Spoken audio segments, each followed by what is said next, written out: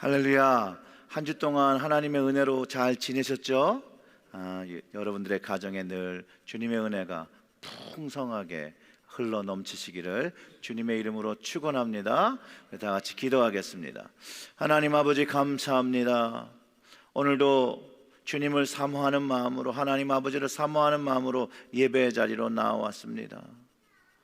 이 자리에 성령을 주시고 그리스도의 영을 주시고 그 아들의 영을 주셔서 하나님 아버지의 사랑을 다시 한번 경험하고 그 은혜로 하나님 아버지의 뜻을 따라 맞추어 살아가는 저희들이 되어질 수 있도록 주여, 주께서 이 말씀 듣는 시간 성령의 능력이 그 기름 부으심으로 인하여 깨달아지게 하시고 경험케 하여 주시고 하나님께서 우리에게 원하시는 그 바른 뜻을 위하여 행동하고 순종하며 하나님의 것을 세우며 살아가는 저희들이 되게 하여 주시옵소서.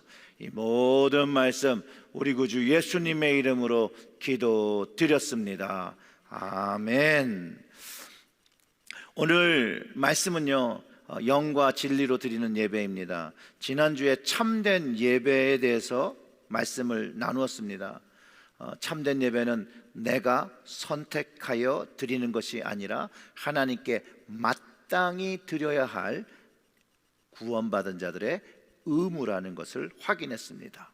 그리고 그것을 위해서 매일매일 삶에 개인의 예배를 드려야 하고 또 주님을 위해서 구분된 주일에 이 공예배를 함께 드려야 하는 것, 공동체를 통해서 드려야 하는 것도 우리가 말씀으로 묵상했었습니다.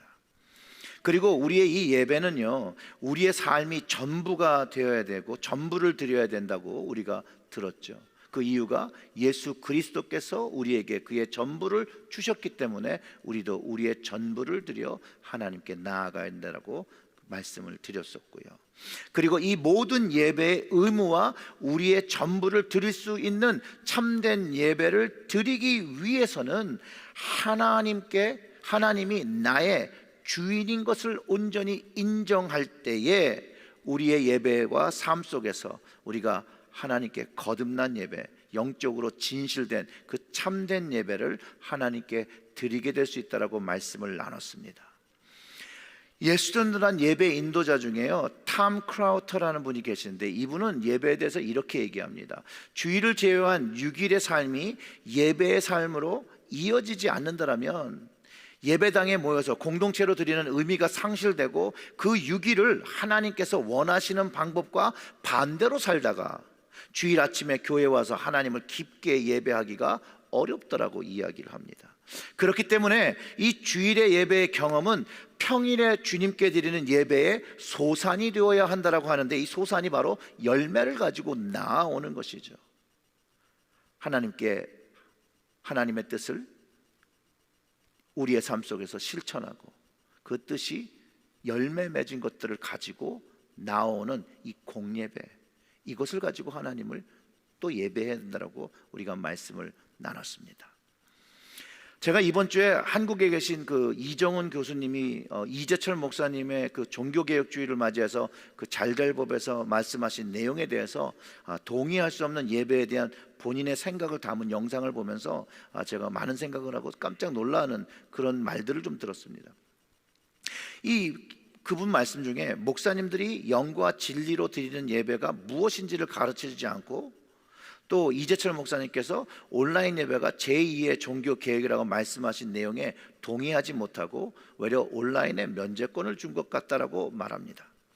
그러면서 이제 동일하게 말씀하신 그 본문 요한복음 4장을 가지고 예수님께서 그리심산도 아니고 예루살렘도 아닌 영과 진리로 예배드리는 때가 온다고 하신 것, 장소가 중요한 것이 아니라 하신 것처럼 대면 예배에서 온라인 예배의 전환이 종교개혁이 아니라 하나님이 찾으시는 예배자가 어쩌면 개혁되어야 될 중요하다는 예수님의 말씀을 들어야 된다라고 얘기합니다.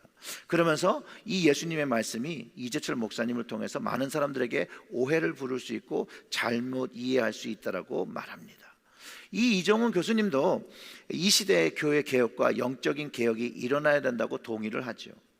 그러나 교회 건물 예배와 온라인 장소의 예배를 하나님께서 말씀하시는 것이 아니라 여전히 예수님이 말씀하셨던 영과 진리로 드려야 하는 예배를 말씀하고 계시다라는 것, 그 부분에 대해서는 저도 동의를 하고 맞다라고 합니다.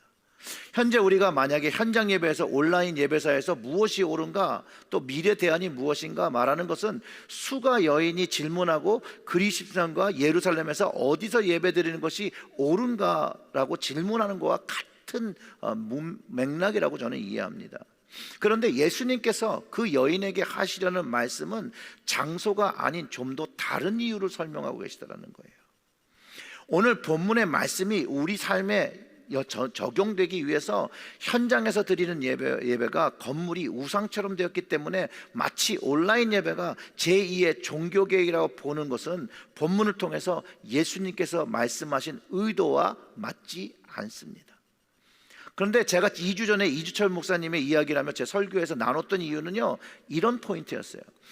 사람이 시대를 분별하고 하나님의 뜻을 찾기 위해서 하는 건 너무나도 좋은 거라는 거예요. 좋은 의도와 생각이지만 하나님의 뜻을 온전하게 알 수 있는 사람은 많지 않다라는 거예요. 그렇기 때문에 이런 상황이 올 때 우리는 그 하나님의 뜻이 이래서 이것이 옳고 이것이 틀리다라고 분별하기보다는 나를 돌아보는 회개, 기도의 시간을 갖는 것이 이런 코비드-19에 교회와 교회들과 우리 성도들이 해야 할 일이라는 걸 말씀을 드리고, 하나님을 더 깊게 알고 하나님이 기뻐하시는 일이 무엇인지 알고 순종하고 하나님께서 기뻐하시는 모습으로 성장하기 위해서 우리는 해야 될 것이, 선택이 뭐냐? 기도의 자리를 찾는 것이라는 거였어요. 그리고 그 기도의 자리를 십자가로, 나에 맡겨진 십자가로 인식하고 그것을 행동으로 내 삶 속에서 결단하고 해야 된다는 말씀을 나눴던 것이죠. 제가 이정훈 교수님의 영상을 보고 충격을 받았다고 한 거는요, 이재철 목사님의 이 두 분의 논쟁이 맞고 안 맞고 이야기가 아니라, 이 이정훈 목사님께서 목사님들이 어떤 예배를 영과 진리로 드리는 예배인지 가르쳐 주지 않는데 어떻게 성도가 영과 진리로 드리는 예배를 드릴 수 있냐라고 얘기하는 거였어요. 저는 이 내용에 반대합니다. 목사님들이 가르쳐 주셨죠. 하지만 그것이 잘 내 마음속에 들어오지 않은 거겠죠. 배워지지 않은 것이죠. 분명히 이분은 지극히 자기의 개인적인 경험을 얘기하는데 이 개인적인 경험을 전체에다가 적용하시고 있다라고 하고, 주변에 모이신 분들이 모여서 얘기할 때 나도 그렇다고 하니까 본인 말이 너무 옳다고 생각하시는 것이죠. 그래서 제가 이 말씀을 듣고, 그러면 영과 진리로 드리는 예배에 대해서 좀 더 다시 한번 정리를 해야겠다라고 생각해서 오늘은 영과 진리로 드리는 예배에 대해서 함께 나눠보려고 합니다. 사랑하는 성도 여러분, 영과 진리로 드리는 예배가 무엇이고 어떤 예배입니까? 오늘 수가 여인에게 예수님께서 하신 말씀을 통해서 우리가 하나님께서 찾으신 예배자로서 영과 진리로 드려야 하는 예배에 대해서 다시 이야기를 하면 이렇습니다. 영과 진리로 드리는 예배는요, 하나님께 나가고자 하는 마음에서 시작이 된다는 거예요. 영과 진리로 드리는 예배는 하나님께로 나가고자 하는 그 마음에서 시작이 되는 거예요. 수가의 질문이 이거였잖아요. 사마리아 사람들은 그림심산에서 예배를 드리고 유대 사람들은 예루살렘에서 예배를 드린다고 하는데, 예수님께 이렇게 물어보는 것이죠. 어디가 진짜 예배를 드리는 장소입니까? 그 20절에 이렇게 얘기하죠. 우리 조상들은 이 산에서 예배하였는데 당신들의 말은 예배할 것이 예루살렘에 있다 하더이다 라고 이렇게 질문을 한 거예요. 사마리아 여인이요, 자신의 삶 속에 있던 죄가요, 예수님을 만나면서 다 드러났거든요. 그러면서 자신의 삶을 변화하고자 하는 마음이 들었다라는 거예요. 그 마음, 하나님께서 나아가고자 하는, 변화된 삶을 살고자 하는 그 마음이, 그 갈급한 마음이 하나님을 만나는 장소에 대해서 물어보고 있다는 것이에요. 맞습니다. 우리도 주님을 경험하는 때 이런 것들을 경험하죠. 이 사마리아 여인도 주님을 경험하고 영과 진리로 드리는 예배를 드리고자 하는 마음이 시작됐던 것이죠. 우리도 마찬가지로요, 이 사마리아 마음이 참 하나님을 예배하고 싶은데 사마리아 사람들은 어디서 드리냐는 이런 질문을 하는 것 같이, 우리도요, 우리의 삶 속에서 어느 순간에 주님이 역사하시고 성령님의 인도하심을 받으면서 내 삶을 돌아보고 하나님 앞에 회개하며 하나님의 그 용서와 긍휼을 경험하게 되면요, 예배드리고자 하는 마음이 생긴다라는 거예요. 그 예배드리는 마음이 생기고 그 마음이 우리의 발걸음을 어디로 인도해요? 예배당으로 인도한다는 거예요. 예배당으로, 교회로 모이게 한다는 것이에요. 같은 마음이에요. 그러니 그것이 궁금해서 이 사마리아 여인이 물어보는 거예요. 그 마음이 진실로 하나님께 나오고자 하니 그 진실로 하나님을 예배하는 그 장소가 어디냐? 라고 질문하는데 예수님이 하나님께 드리는 예배는 당신이 고민하는 것처럼 장소의 문제가 아니라고 얘기해 주는 거죠. 21절에 예수께서 이르시되 여자여 내 말을 믿으라. 이 산에서도 말고 예루살렘에서도 말고 너희가 아버지께 예배할 때가 이르리니, 이렇게 가르쳐 주는 거죠. 맞습니다. 하나님께 드리는 참 예배는요, 그 장소가 아니라 하나님과 영적 교제를 하는 만남에 있다는 거예요. 만남에. 그런데 오해하지 마십시오, 나중에. 그래서 우리가 예배를 온라인으로 드려도 되고 대면 예배 안 드려도 되고 모이는 거가 안 된다는 그런 오해는 하지 마시기 바랍니다. 다음 주에 그거에 대해서 제가 같이 말씀을 나눌 건데요, 우리의 근본적인 사람의 마음속에는요, 샤머니즘이 자리 잡고 있어요. 토속신앙이 있어요. 그래서 참 하나님을 찾기보다는 신령한 장소를 찾습니다. 큰 나무가 있는 장소를 찾죠. 아주 화려하게 생긴 산을 보죠. 그리고 신령한 동물, 전설의 동물, 우상들을 만들고 우상들을 섬겨왔고 섬기고도 있지요. 그런 자리를 찾아가는 것이 사람의 본성이라는 것이에요. 연약한 마음이고, 마치 큰 대형교회 가면 은혜를 더 받을 것 같고 큰 유명한 목사님 말씀을 들으면 더 은혜를 많이 체험할 것 같아서 이곳저곳을 다니시는 분들이 있지요. 물론 은혜를 사모하고 다니는 건 너무 좋은 것이에요. 은혜를 경험하는 자리로 나가서 부르짖는 것, 영적인 것으로 어려울 때 그렇게 하는 건 너무나도 중요한 것이에요. 그것을 통해서 이기며 일어날 수 있어요. 그런데 꼭 기억해야 되는 건 그렇게 일어날지라도 자기의 자리로 돌아와야 한다는 거예요. 그리고 기억해야 되는 것, 받은 은혜가 목사가 주는 것이 아니에요. 건물이 주는 것도 아니에요. 명확하게 하나님께서 나에게 주시는 건데, 그리고 질문해 봐야 될 게 있는 거예요. 그런데 왜 나는 내 가정 안과 교회 안에서 그 하나님의 은혜를 받지 못하는가? 라고 질문해 봐야 돼요. 바로 내 자리, 내 가정의 자리, 직장의 자리, 또 교회의 자리가 은혜를 받는 자리가 되도록 그 자리에 주님을 초청하고 성령 충만을 갈망하고 하나님 아버지를 갈망해야 된다는 것이죠.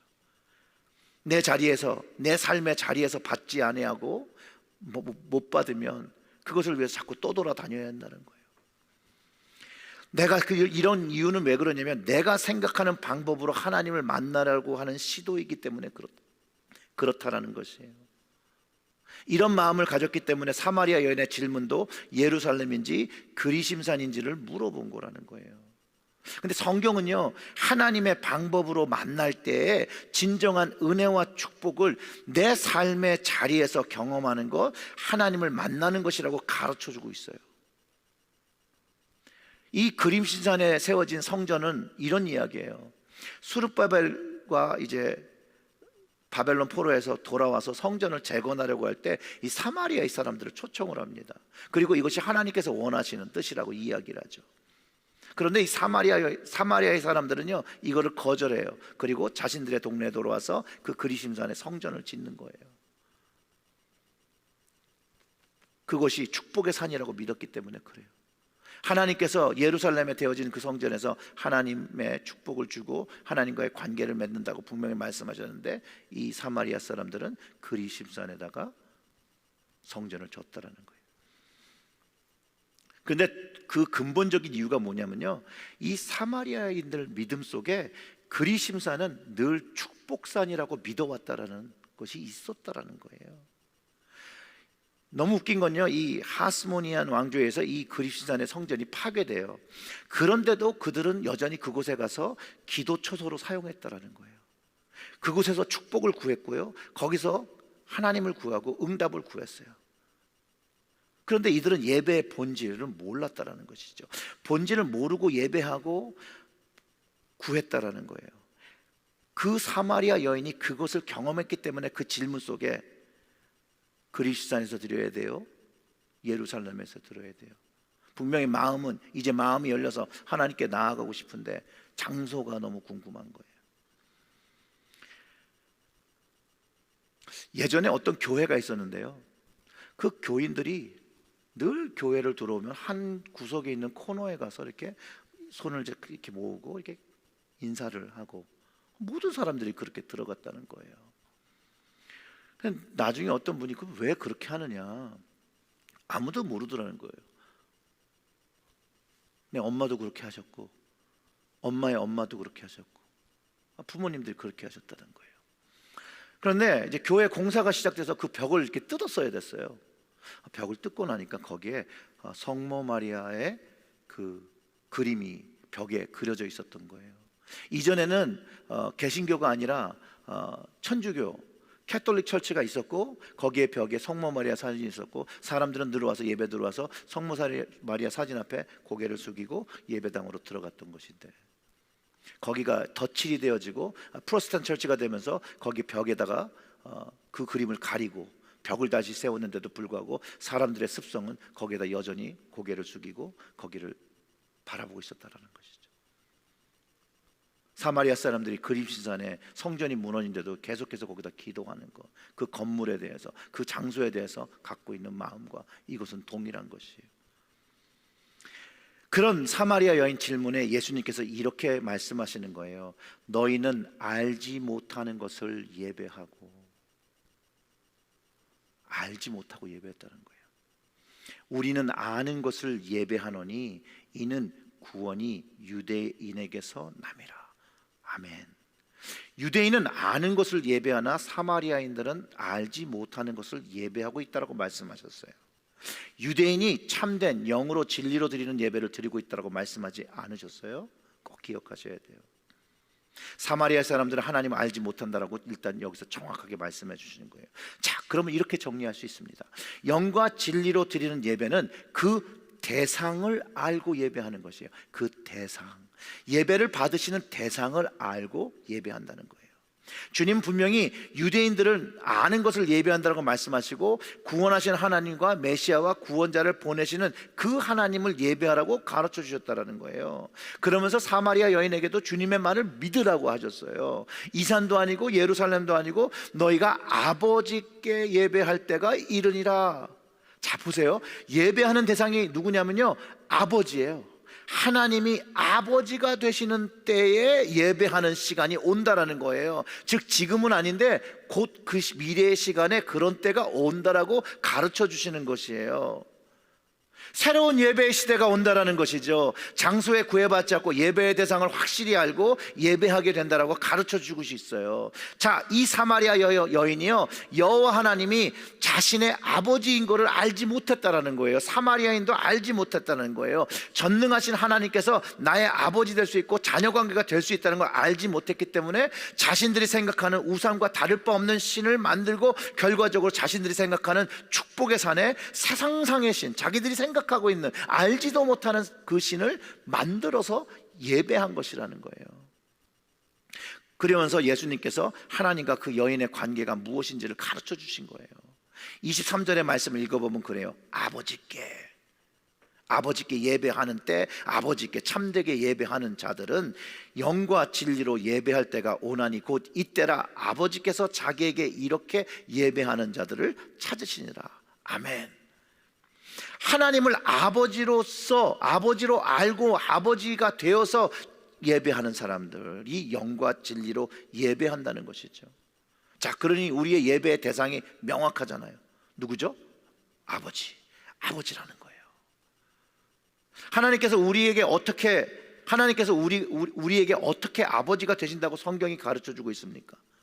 요한복음 1장 12절과 13절을 보면 너무 클리어하죠. 영접하는 자 곧 그 이름을 믿는 자들에게 하나님의 자녀되는 권세를 주셨으니 라고 얘기하면서 누구를 영접하고 누구의 이름을 믿으라는 거예요? 예수님이잖아요. 예수님이 이 이야기를 사마리아 여인에게도 하셨다는 것이에요. 그리고 아버지가 되는, 하나님께서 아버지가 되는, 하나님의 자녀가 되는 권세를 가지면 하나님께 참으로 예배하게 된다는 거예요. 예수님을 그 메시아로 인정하고 그 이름을 하나님께서 보내신 그리스도로 믿으면, 자 13절이 이렇습니다. 이는 혈통으로나 육정으로나 사람의 뜻으로 나지 아니하고 오직 하나님께로부터 난 자들이라 라고 하면서 하나님의 자녀 되었음, 하나님의 아버지 되었음을 예수님께서 선포하셨다는 거예요.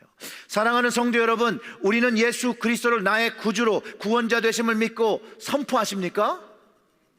그러면 하나님이 나의 아버지신 거죠. 나의 아버지. 그리고 우리는 이 아버지 하나님을 우리의 예배의 대상으로 참으로 예배를 하는 거예요. 아버지가 내 하나님, 가짜가 아니에요. 가짜로 드리는 게 아니에요. 잘 모르는데 아는 척하고 드리는 예배가 아니라는 거예요. 알고, 참으로 알고 예배하는 그 아버지를 예배하는 사람이 되어야 된다는 거예요. 아멘. 예배하는 하나님이 나의 아버지 전능하신 하나님을 알고 예수 그리스도가 구원자임을 알고 오늘 나와 동행하시는 성령 하나님을 경험하면서 예배를 드려야 한다는 거예요. 그 아버지를 찬양해야 된다는 거예요. 그 아버지께 감사해야 한다는 것이에요. 갈라디아서 4장 4절부터 8절의 말씀으로 오늘의 말씀을 좀 더 이해해 보면 이렇습니다. 때가 참에, 여기도 때를 이야기하죠. 하나님 아버지의 때가 있다는 거예요. 예배하는 때가 있다는 거예요. 우리 개인적으로도 하나님이 정체 공동으로 보는 시간 속에서도 늘 때가 있다는 거예요. 개인적으로 다 때가 다를 수 있지만 하나님의 때는 모든 사람들에게 적용되는 때를 이야기하고 있는 거죠. 자, 때가 참에 하나님이 그 아들을 보내사 여자에게 나게 하시고 율법 아래 나게 하신 것을 율법 아래 있는 자들을 속량하시고 우리로 아들의 명분을 얻게 하심이라. 너희가 아들임으로 하나님이 그 아들의 뭘 줘요? 아들의 영을 우리 마음 가운데 보내사 아빠 아버지라고 부르게 하셨느라. 즉 영이 왔을 때, 성령이 왔을 때 우리는 하나님을 아빠 아버지라고 부른다라는 거예요. 그러므로 이후로는 종이 아니요 아들이니, 자녀이니, 아들이면 하나님으로 말미암아 유업을 받느니라. 그러나 너희가 그때에는 하나님을 알지 못하여 본질상 하나님이 아닌 자들에게 종노릇 하였더니. 아멘. 여기서요, 예배는요, 그 아들 주님의 영, 그리스도의 영을 가진 자녀들이 영이 되신 하나님을 예배하는 모임이라는 거예요. 즉 영과 진리로 드리는 예배는요, 아버지와 딸과 아들들이 만나는 시간이라는 거죠. 성경은 동일한 것을 증언하고 있어요. 때가 참에 예수님께서 말씀하신 그 하나님께서 정하신 때에 예수님 이 땅에 오셨고요, 그리고 율법 아래, 죄 아래에 있는 그 죄를 해결하지 못하는 우리들을 위해서 속량하시기 위해서 십자가를 지셨고 부활하셨고, 그래서 우리의 죄와 죽음의 문제를 해결하시고 우리를 하나님 앞에 자녀되게 하시고 우리가 그 받은 그 아들의 영으로 인하여 하나님을 아빠 아버지라고 부르게 했다는 것이에요. 그 후에 하나님의 자녀가 되었으니 하나님의 유업 천국을 기업으로 받고 구원하신 아버지를 참으로 예배하는 자가 되었다고 가르쳐 주는 거예요. 그리고 이전의 모습, 사마리아의 사람들 같이 하나님을 알지 못하고 본질상 하나님이 아닌 것, 자기가 세운 신 우상을 예배하며 섬기며 종노릇하고 살았는데, 이제 예수님을 믿고 예수님을 통해서 구원을 경험하고 하나님께서 주시는 그 아들의 영 성령을 통해서 하나님을 아버지로 부르며 이제 아버지의 뜻을 쫓아 사는 삶이 되었다는 거예요. 여기서 이제 영이 굉장히 중요한 단어입니다. 영이, 본문에서도 하나님은 영이시니 예배하는 자가 영과 진리로 예배할지라고 하면서 영으로 예배하는 것을 가르쳐 주시기 때문에 그래요. 갈라디아서의 말씀이 우리가 그리스도의 영, 그 아들의 영을 받았기 때문에 영이신 하나님을 아버지로 경험하며 그 영의 관계 속에서 예배할 수 있다고 가르쳐 주는 거거든요. 즉 영으로 예배한다는 뜻은 하나님의 영의 관계 속에서, 그 임재 안에서, 그 영의 안에서 만난 연합된 관계 속에서 하나님을 만나고 경험하고 체험하고 하나님이 주시는 감동을 가지고 하나님의 말씀이 내 안에 들어오고 그 말씀의 뜻을 가지고 살아가게 된다는 것이죠. 그리고 하나님이 기뻐하시는 모습, 원하시는 모습, 하나님의 거룩함을 닮아가며 하나님의 뜻을 순종하며 감사와 기도와 찬양의 예배를 드린다는 거예요. 그리고 그 후에 예배로 끝나는 게 아니라는 것이에요. 우리의 예배의 삶이 개인의 삶으로 돌아가 하나님 아버지의 삶, 하나님 아버지가 원하는 그 기쁘신 뜻을 순종하며 또 개인의 자리에서 예배를 드리며 그 순종해야 될 말씀을 행하며 열매를 맺으며 다시 교회로 돌아오는 것이라는 거예요. 그런데 사마리아인들과 유대인들의 아들의 영이 없었어요. 유대인들도 아들의 영이 없었어요, 여러분. 사마리아인들만 없었던 게 아니에요. 유대인들도 없었어요. 그래서 참 하나님 아버지를 참으로 예배할 수 없었어요. 그러나 예수님께서 구원 사역을 다 이루시고 성령이 주님의 이름을 믿는 자들에게 부어지면 참으로 예배하는 때가 된다라고 말씀해 주신 거예요. 그래서 예수님이요, 성령을 설명하실 때도 요한복음 14장 19절과 20절의 말씀이 이렇게 있어요. 보세요. 조금 더 있으면 세상은 다시 나를 보지 못할 것이로되 너희는 나를 보리니. 자, 영으로 보는 걸 얘기하는 거죠. 이는 내가 살았고 너희도 살아있겠음이라. 20절, 그날에는 내가 아버지 안에, 너희가 내 안에, 내가 너희 안에. 그러니 주님 안에 아버지도 계시고 우리도 있으니 우리가 아버지랑 만나는 거예요. 이해가 되시죠? 이게 얼마나 놀라운 일입니까? 이 영의 관계를 설명하고 계시고 이 영의 관계 속에서 참 하나님을 우리는 만나야 되는 거예요. 그래서 구원이 유대인에게서 난다고 가르쳐 주세요. 유대인들이 참 예배를 드리고 참 장소에서 드린다고 하신 게 아니에요. 그러면서 구원의 주체가 그 메시아가 예수님인 것을 사마리아 여인에게 가르쳐 주셨어요. 자, 그리고 25절과 26절을 보면 이렇습니다. 여자가 이르되 메시아 곧 그리스도라 하는 이가 오실 줄 내가 아노니 그가 오시면 모든 것을 우리에게 알려주시리이다. 여전히 그리스도가 앞에 있는데 모르고 아는 걸 얘기하는 거죠. 그럴 때 예수님께서 이르시되 내가 말하는 내가 그라 하시니라. 아멘.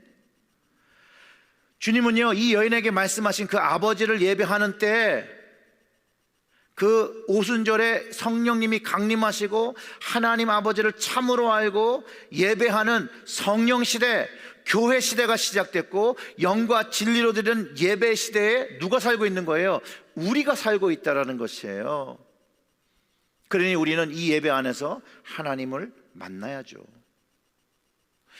영과 진리로 드리는 예배에서 진리는 무엇을 의미할까요? 변하지 않는 말씀과의 관계 속에서 예배하는 걸 의미한 거예요. 뭐냐면 성경의 말씀, 그 진리의 말씀을 믿고 진리의 말씀이신 진리 예수님을 믿고 그 아들의 영을 받고 영이신 하나님 아버지를 내 아버지로 경험하게 되는 거예요.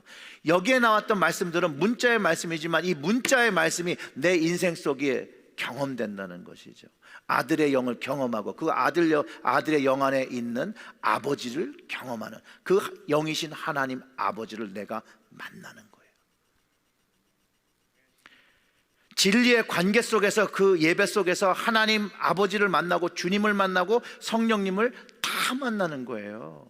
그래서 말씀을 듣다가 성령을 체험하기도 하고 하나님 아버지를 만났다라고 얘기하고 감동을 받아 눈물을 흘리기도 하고 은혜 받았다라고 하는 것이죠. 그러면서 하나님 아버지께 계속 나아가려고 하는 거예요. 그런데 만약 예배를 통하여 하나님 아버지를 못 만나면 이건 뭐냐? 영과 진리의 관계성이 나의 죄로 그 하나님과의 사이가 막혀 있거나 아니면 그것이 연결되어지지 않았다라는 거예요. 아니면 하나님과의 관계성이 처음부터 없을 수도 있다는 거죠. 아니면 그 관계가 틀어져서 내가 영과 진리로 온전하게 나와 예배를 안 드리는 거예요. 왜 제가 이렇게 얘기하면요, 진리는 바뀌는 게 아니에요. 진리는 변화하지 않아요. 한번 아버지와 자녀의 관계를 가지면 변하지 않아요. 아버지 집에 가면 아버지를 만나야 되잖아요.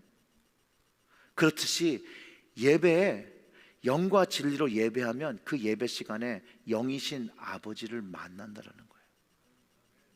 그렇기 때문에 반드시 그 영이신 하나님을 만나기 위해서 우리는 그 아들의 영이 있어야 되고 그 아들의 영을 의지하며 성령을 의지하며 진리의 말씀을 붙들고 이 예배의 자리에 나올 때에 하나님 아버지를 경험한다는 거예요. 하나님 아버지의 사랑이 경험된다는 것이에요. 정리합니다.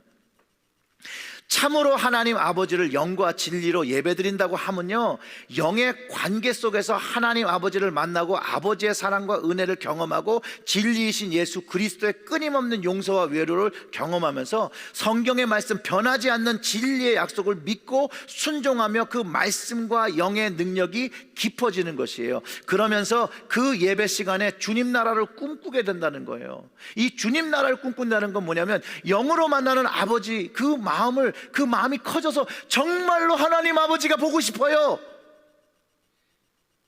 라고 그 마음이 바뀐다라는 거예요. 영으로만 연결되어 있는 그거에서 그 하나님을 정말 보고자 하는, 그 예수님을 정말로 보고자 하는 마음으로 이게 예배 속에서 바뀌어가는 것이라는 거예요. 그렇게 되면 이제 하나님 아버지를 정말로 대면하는 그날을 꿈꾸며 사모하기 시작하죠. 그러면서 예배 드리는 그 시간에 고백을 하는 거예요. 마라나타, 주 예수여 어서 오시옵소서. 그 고백을 하게 된다는, 그 고백을. 그렇기 때문에 예배 시간을 통해서 아버지와의 만나는 시간을 꼭 가져야 된다는 거예요. 이 아버지, 영이신 아버지를 만나기 위해서 우리는 예배를 온전하게 준비하고 온 마음을 다해서 온 영을 다해서 준비하고 드려야 한다는 거예요. 그런데 여러분, 오해하지 마십시오. 그렇다고 해서 온라인으로 드리는 예배가 충분한 거 아닙니다.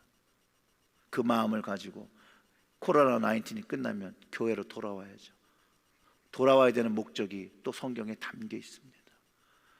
그 이야기는 설교가 너무 길어져서 다음 주에 왜 우리는 예배당에 나와 예배해야 되는가, 그 말씀을 좀 나누려고 해요.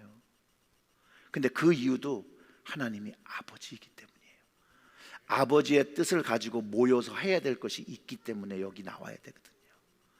자, 사랑하는 성도 여러분, 영과 진리로 드리는 예배로 하나님 아버지께서 찾으시는 하나님의 그 예배자, 그 거룩한 자녀, 그 자녀로서 늘 여러분의 삶 속과 또 우리가 이렇게 모여서 함께 영광 돌리시기를 주님의 이름으로 축원합니다.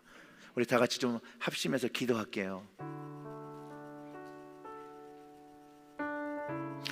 하나님, 우리는 지금 이곳과 각 가정의 자리에서 팬데믹 때문에 이렇게 흩어져 있습니다.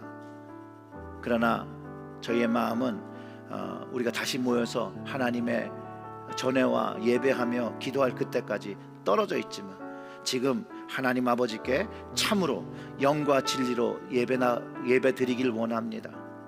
하나님이 아버지 되심을 경험하고 성령의 임재하심으로 우리를 묶어주시고 이 예배 시간을 통해서 하나님의 만남의 시간이 되시고, 하나님께서 오늘 말씀해 주세요. 하나님께서 이 영으로, 그 아들의 영으로 역사하시는 그 시간 속에 우리의 심령에 아들아, 딸아, 힘들지, 내가 있다, 참아라, 하나님 그렇게 좀 말씀해 주세요. 그래서 정말로 우리가 붙잡을 수 있는 하나님, 그 영이신 하나님을 붙잡고, 하나님 정말로 우리의 연약함, 그 죄의 자리에서 일어나고 죄의 문제를 해결하고 하나님의 뜻을 순종하며 캐리아웃하며 살아가는 저희들이 되게 해달라고 우리 다 같이 소리 높여서 우리 기도하겠습니다. 하나님 아버지, 예배의 시간을 통하여 하나님을 만나기를 원합니다. 하나님께서 역사하여 주셔서 이 시간 성령의 기름 부어 주시옵소서. 그 아들의 영을 하나님 예배드리는 그 자리마다 부어 주시옵소서.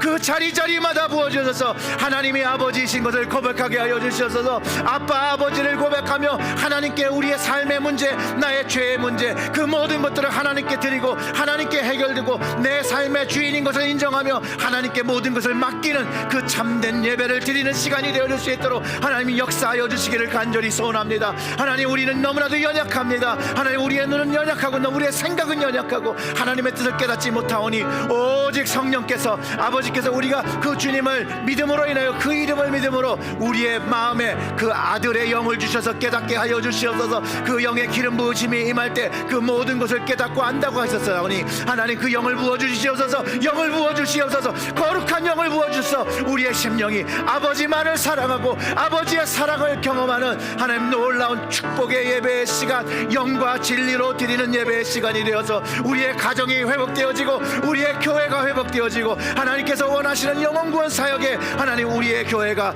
우리의 가정이 헌신하고 하나님의 뜻에 순종하는 믿음의 사람들, 믿음의 제사장들, 믿음의 거룩한 백성들 되어질 수 있도록 하나님 이 시간 친히 방문하여 주시옵소서. 친히 방문하여 주셔서 그 마음을 새롭게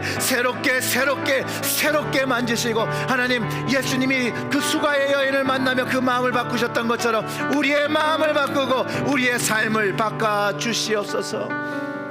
하나님 감사합니다. 오늘 이렇게 말씀을 통해 다시 한번 우리의 마음을 돌아보게 하시고 우리의 마음이 하나님께 열리게 하시고 아버지이신 그 하나님을 예배해야 된다는 것 다시 한번 깨닫게 하시니 감사합니다. 이제 이 말씀을 마음에 품고 이제 주님이 원하시는 교회 만들어갈 수 있도록, 주님이 원하시는 교회의 뜻, 이 세상의 교회를 통해서 하시려는 그 일들을 우리의 가정과 우리의 천일제일교회를 통해서 하나님 역사하여 주시기를 간절히 소원합니다. 성령으로 예배하는 시간이 되었던 것처럼 우리가 그 성령으로 예배하는 시간 속에 또 남겨진 시간, 주님 다시 오시는 그 마지막 때가 또 남아있고 그 시간이 오고 있음을 기억합니다. 특별히 이런 시간 속에 하나님 우리의 믿음이 다시 한번 하나님 앞에 돌아봐지고 다시 한번 새롭게 되어지는 시간들을 하나님 이 코로나 팬데믹 시간 동안 하나님 기회로 허락하여 주시었고, 하나님 깊게 깨달아 오직 하나님을 붙잡고 아버지를 붙잡고 예배자로 남아 살아가는 저희들이 되게 하여 주시옵소서. 하나님 오늘도 감사합니다. 아버지의 사랑에 감사합니다. 아버지의 용서에 감사합니다. 아버지의 그 긍휼하심과 함께 동행하심에 감사드리오며 이 모든 말씀 우리 구주 예수님의 이름으로 기도드렸습니다. 아멘.